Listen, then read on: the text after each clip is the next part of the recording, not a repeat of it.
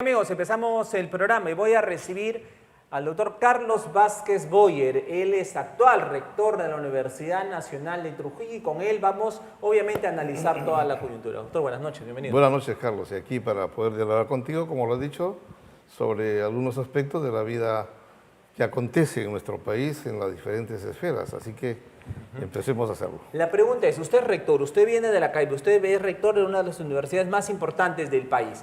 Ante la coyuntura que vivimos, crisis económica, problemática social, delincuencia, en fin, ¿en algún momento alguna autoridad política se ha acercado a la Universidad Nacional de Trujillo para pedirle apoyo, para poder solucionar desde el punto de vista técnico y no político alguno de estos problemas? La verdad que no, y eso es un aspecto realmente negativo en quienes ejercen actividad política, haciéndolo solamente desde el punto de vista de lo que puede acumularse como información o conocimiento por parte de ellos, desdeñando, subestimando, dejando de lado a una institución tan importante en la vida cultural del país, como es la Academia Nacional y sobre todo la universidad, en este caso concreto de nuestra Universidad Nacional de Trujillo. La verdad no hemos tenido esa posibilidad, más bien nosotros hemos expuesto clara y abiertamente nuestra predisposición para hacer aportes en lo que respecta a un tema acuciante el día de hoy como es la seguridad ciudadana. De igual manera, proyectos de desarrollo, nos vinculamos con la Cámara de Comercio, pero en términos concretos en relación a tu pregunta, realmente no ha habido vinculación. Ahora, si no se la llama a la academia, se supone que no lo necesitan, y si no lo necesitaran es porque las cosas van bien. Entonces, pero ¿cuál es el análisis que da? ¿Cómo va la situación? Sí, es que este es un país en el proceso de degradación no solamente se observa en el comportamiento o la manifestación conductual de los líderes políticos, sino en quienes forman parte de su entorno para considerarse como las personas que tienen acumulado la información suficiente para resolver y afrontar los problemas que vive el país. Ese es un gran problema que tenemos a nivel de quienes lideran las instituciones que tienen que resolver los problemas locales, regionales o nacionales. Nunca puede una persona considerarse con la capacidad suficiente en términos de afrontar y resolver problemas. Yo creo que hay que generar un consenso con las instituciones públicas y privadas, sobre todo de aquellas especializadas donde el conocimiento se genera o se desarrolla sistematizando la experiencia y recogiendo la problemática para enarbolar o presentar alternativas de solución a esa problemática. Pero lo mismo escuchamos de la presidenta Dina Boluarte. En sus últimos mensajes habla de unidad, habla de consensos, habla de estar unidos por el Perú, pero sí. Ya su te digo, palabra es... Creo que, discúlpame Carlos, el proceso de degradación va en ese sentido, es imparable. En consecuencia, el mensaje y el discurso político no solamente resulta siendo frustrante en relación a las expectativas de la comunidad, sino que resulta ser un mensaje que está, como decimos en términos populares, lanzado para las tribunas, pero menos para resolver las situaciones concretas que se presentan. La comunidad debe esto ya ser consciente, sistematizar las diferentes experiencias que hemos tenido en el país en los últimos 20 años, que son frescos y que no han hecho sino ir cada vez generándonos un proceso de hundimiento a un hoyo que resulta ese proceso de caída ser imparable, como para poder asumir una actitud ya firme.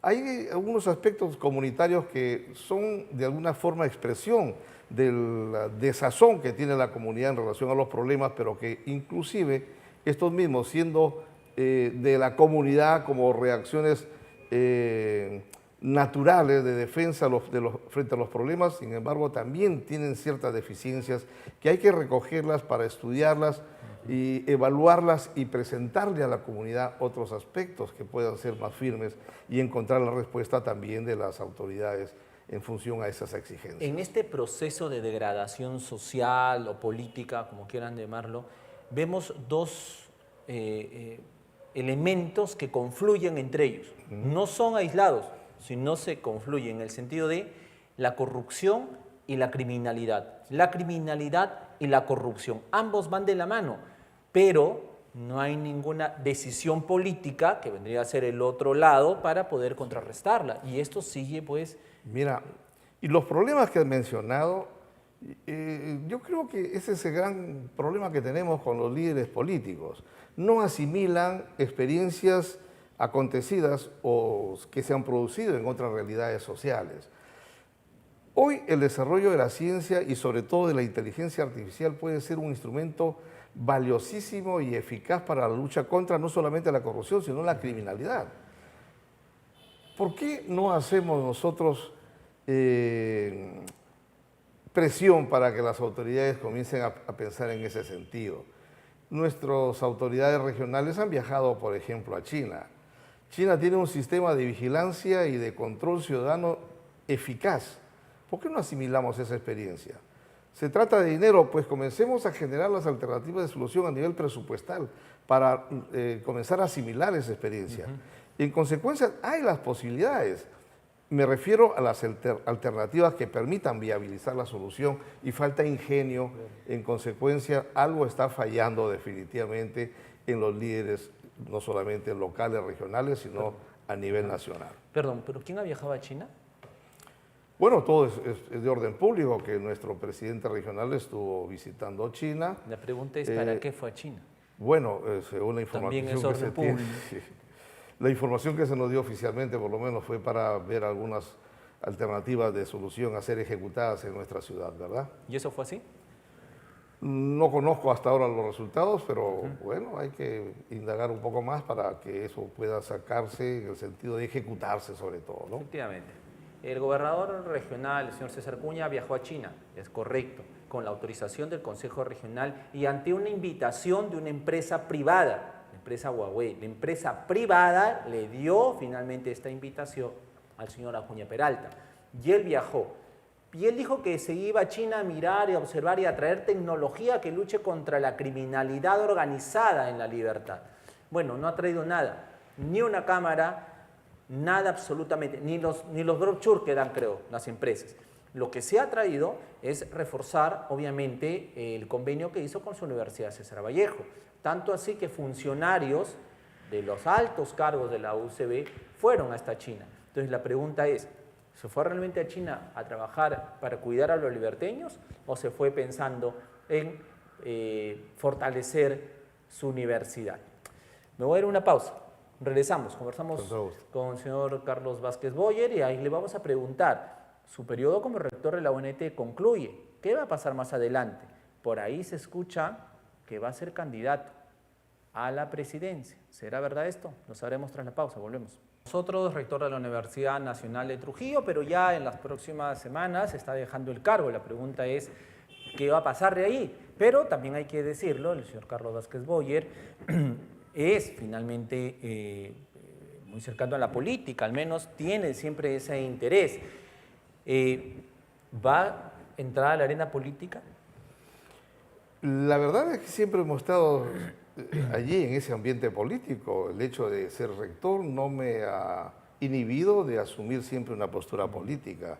He dejado en cada acción y en cada actividad que hemos desarrollado como rector siempre el sello político, porque hay una concepción ideológica que manejamos y la ideología no es sino la creencia sustancial como que alimenta el espíritu y el alma de una persona cuando se es una persona que asimila ideología y en consecuencia todo cuanto hemos hecho ha tenido un matiz realmente político. El hecho de haber dicho que la Universidad Nacional de Trujillo camine hacia el encuentro de su pueblo es una expresión política. Y el hecho de haberle dicho en su cara a los congresistas. De igual manera, por supuesto, hay que criticar lo negativo que se muestran ante la comunidad y el país las personas que forman parte de la estructura del Estado, hay que decirlo con firmeza. ¿Se ratifica en lo dicho?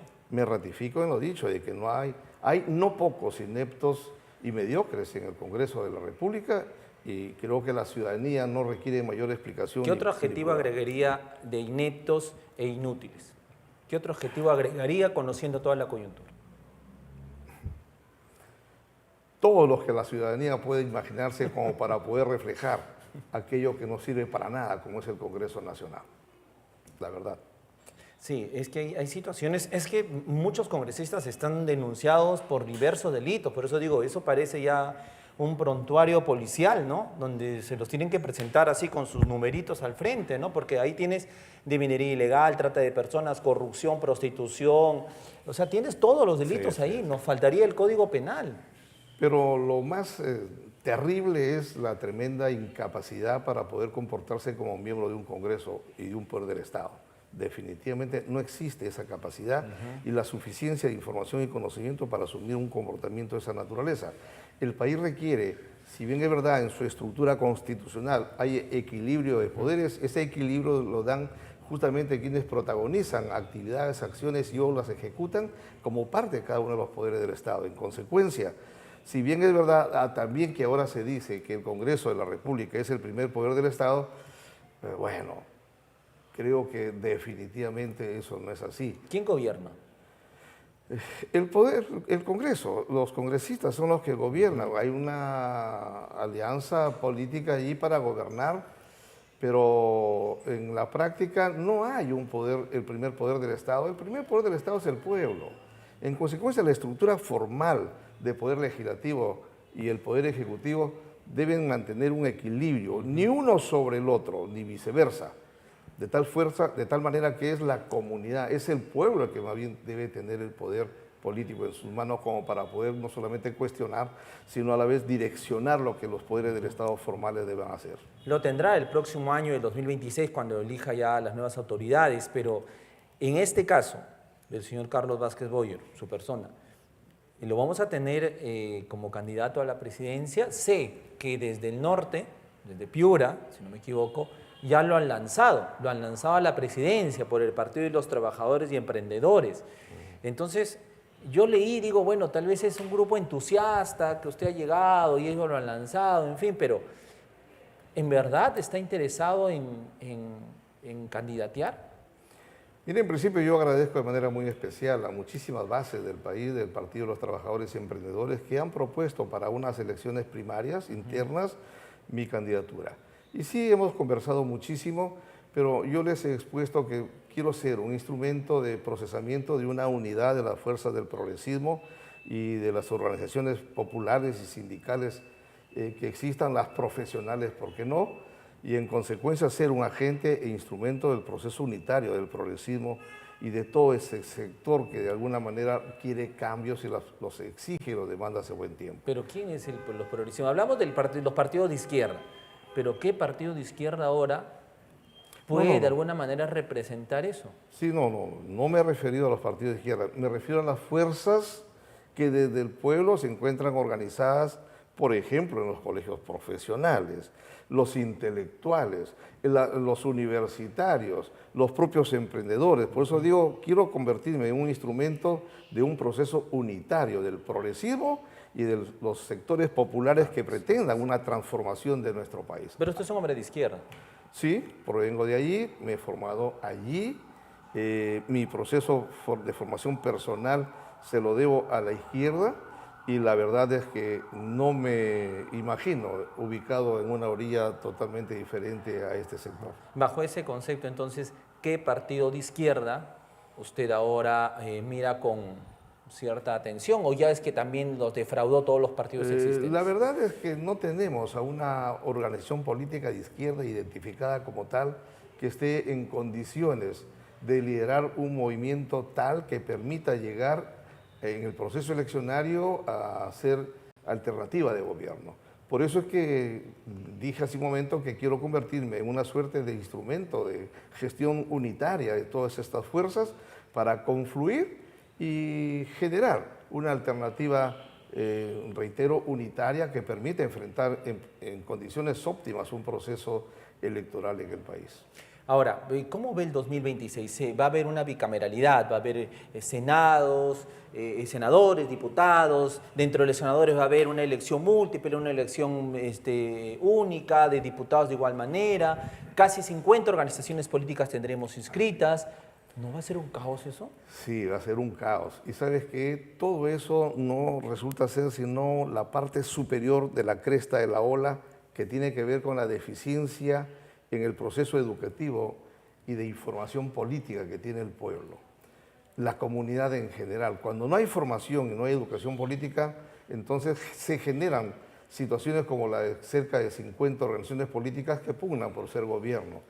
Y hay una multiplicidad de instituciones con mensajes totalmente confusionistas que no hacen sino encubrir lo que realmente pretenden, como lo que ha ocurrido en los últimos 20 o 30 años en el país. Entonces, llegar al gobierno para sacar provecho personal o de grupos, ¿no es cierto?, de poder. En consecuencia, mi preocupación va por ese lado.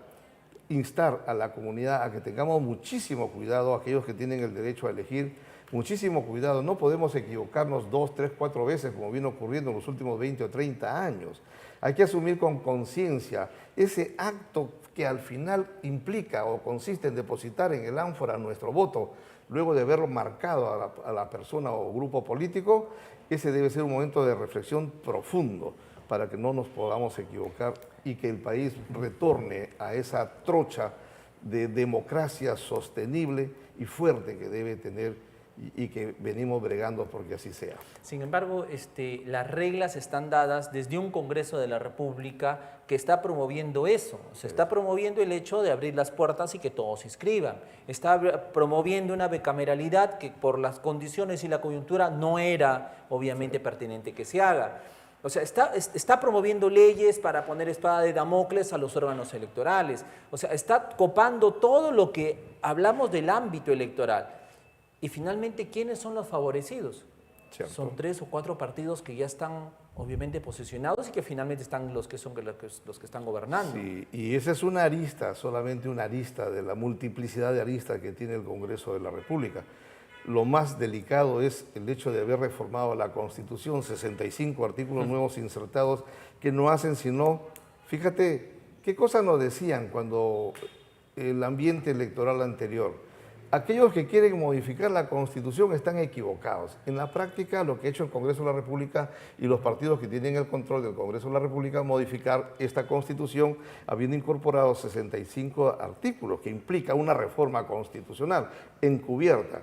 En consecuencia, son los mensajes defraudatorios de la clase política actual que ha venido en obsoleta y que la comunidad tiene que actuar de manera decidida para transformar el escenario político nacional. Perfecto. Para ir terminando, ¿cómo observa la gestión regional? Tenemos un gobernador César Acuña que el 2023 y 2024 se la ha pasado viajando. Tenemos un gobernador César Acuña que es líder de un partido político donde los índices de criminalidad van en ascenso. Nos dinamitaron el Ministerio Público frente a la Universidad Nacional de Trujillo, que también salió afectada. Entonces, pero yo siempre digo, tenemos a un gobernador que es un César Acuña que no es un político más, tiene un partido político supuestamente fuerte, cogobierna con Dina Boluarte, la presidenta de la República, tiene bancada en el Congreso, preside el Congreso de la República. Entonces, si tiene toda esa fortaleza política, ¿por qué no la ha plasmado finalmente, al menos en que la libertad tenga menores índices de criminalidad y no seamos la segunda ciudad o la segunda región después de Lima con mayores homicidios y crímenes? Sí, la situación está caracterizada a nivel regional precisamente por los altos índices de criminalidad y de delincuencia existente. Hace un momento te dije, mira, tenemos instrumentos de gestión que pueden ser fundamentales para enfrentar esta situación caótica que vivimos. Al día de hoy tengo información que hay 400 denuncias por extorsión en el año 2025, el día de hoy. Tenemos un déficit de 5.000 efectivos policiales. Tenemos inteligencia artificial que no se utiliza. ¿Por qué no, por ejemplo, en las zonas estratégicas de comisión de delitos, etcétera, por qué no hacemos vuelos de drones con inteligencia artificial, ¿no es cierto?, monitoreada por los efectivos policiales para poder controlar y de alguna manera adelantarnos en previsión a la comisión de delitos? Es que no lo quieren hacer. Seguramente, no sé qué cosa está ocurriendo, pero realmente tenemos los instrumentos como para poder enfrentar la criminalidad y reducir a los mínimos índices de criminalidad. Hay que darle tranquilidad a la población. Pero ¿cómo darle tranquilidad cuando sale un gobernador a decir pues que todo va bien, que ya están viniendo policías, que ya va a sacar tal cual y ofrecer promesas como cancha y a la larga vemos que los dinamitazos continúan? A estas horas de la noche una dinamita ha sido lanzada en Costa Rica por Monserrate, por ahí por los condominios, a estas horas de la noche, hace 30 minutos.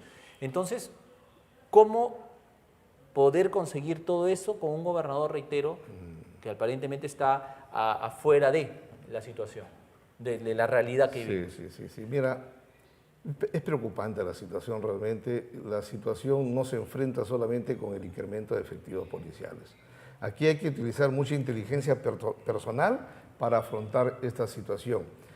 Quiero pedir de manera muy especial a las autoridades regionales, locales, me une una relación personal especial, pero a la vez siempre les he expuesto personalmente también una preocupación y la predisposición de que desde la Universidad Nacional de Trujillo mantenemos siempre vigentes, porque como dije al comienzo, la universidad no puede estar desvinculada de la comunidad, de la ciudadanía, de la sociedad en general.